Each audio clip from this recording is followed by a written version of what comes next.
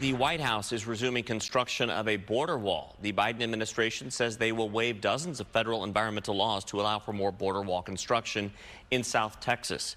Some of those laws include the Clean Air Act, Safe Drinking Water Act, and the Endangered Species Act. The White House says that the area where construction is planned has seen high illegal entry. The president says he doesn't think a border wall works, but says he has no other choice for using this money. Money was appropriated for the border wall. I tried to get them to reappropriate, to redirect that money. They didn't. They wouldn't. And in the meantime, there's nothing under the law other than they have to use the money for what it was appropriated. I can't stop that. The decision comes as a record number of migrants are crossing the border illegally. Here in Arizona, those living along the border fear that the move will create a shift in migrant traffic, ultimately sending more people through our state. Fox 10's Stephanie Bennett has more on that tonight. Mark and Ellen, good evening. Yeah, tonight we caught up with the mayor of Yuma, who says that he agrees with finishing the border wall over in that part of Texas. In fact, some of his wall here in Yuma, of course, also needs to be kind of filled in those gaps in those areas.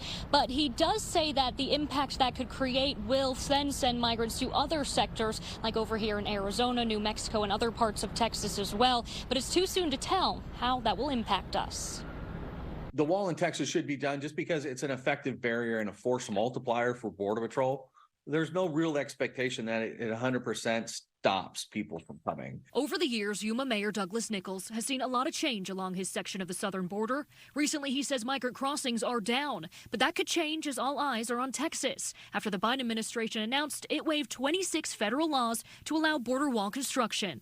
We always have to remember that the flow is really determined by the cartels. Right now, Yuma is actually pretty low compared to where we've been for the last 2 years. We're about 200 people a day, where we were over 1,000 a day. So why that is, again, is just a business decision. So how that's going to impact every port and every section of the border, it'd be difficult to tell. But anytime you make it more difficult to cross, it will have an impact in other locations.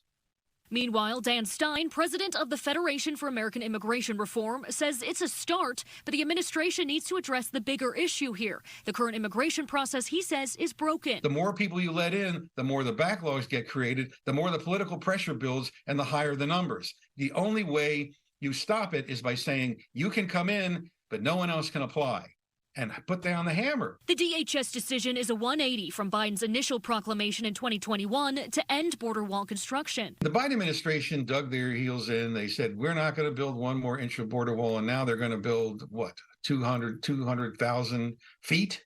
People should rightly be confused. The administration believes it is politically underwater on immigration. Yeah, and guys, of course, waiving all of those federal laws to be able to do this also has environmentalists who are up in arms. But of course, we're going to have to wait and see how this all plays out. Reporting live in Phoenix, Stephanie Bennett, Fox 10 News.